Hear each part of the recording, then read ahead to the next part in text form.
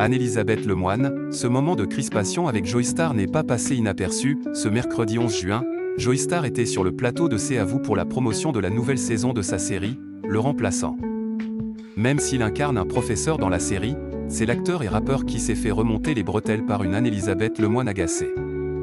Fallait pas la chercher, tout va pour le mieux dans le meilleur des mondes possible pour l'ancien membre de NTM, Joey Starr.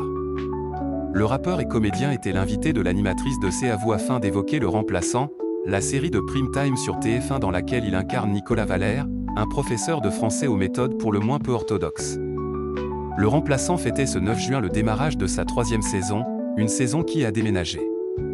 Adieu les Landes, l'action se déroule désormais dans un lycée de Brest, en Bretagne, que l'enseignant a intégré afin de se rapprocher de son père dans le coma. Lors de l'émission, l'ancien binôme de Cool Chain est revenu sur ses débuts artistiques avec le groupe NTM, une période excitante et exaltante pour Joey Starr qui la résume ainsi: « Je pense que NTM, on était sous le coup des hormones. Surtout, on avait envie d'exister. » Aujourd'hui, la carrière artistique de Joey Starr a vu pousser de nouvelles ramifications, notamment au théâtre. Un sujet qui lui tient à cœur et qu'il a donc abordé face à Anne-Elisabeth Lemoine et ses chroniqueurs.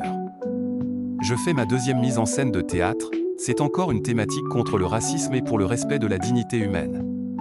La première s'appelait Cette petite musique que personne n'entend et parlait des violences morales et physiques faites aux femmes. Et j'ai toujours l'impression de me raconter au travers de ça. Je ne sais pas faire les choses autrement qu'en me racontant, a-t-il expliqué. Et Anne-Elisabeth Lemoine de rebondir: il faut que ça aille quelque part quoi. Une petite phrase dont Joey Starr s'est emparé avec une indéniable ironie.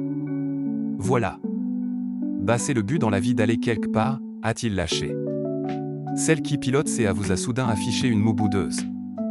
D'être aimable aussi 2 secondes, lui a-t-elle rappelé l'air agacé. Oui, je souris, a déclaré le comédien surpris et penaud d'avoir été repris. Anne-Elisabeth Lemoine avait reçu les membres du groupe suprême NTM qui étaient venus avec une bouteille de rhum, testée à son grand regret par la maman d'Arthur et Vasco. Comment ça?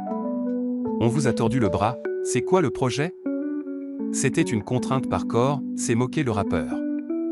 Elle n'est pas redescendue depuis, a lancé pince sans rire le journaliste Patrick Cohen.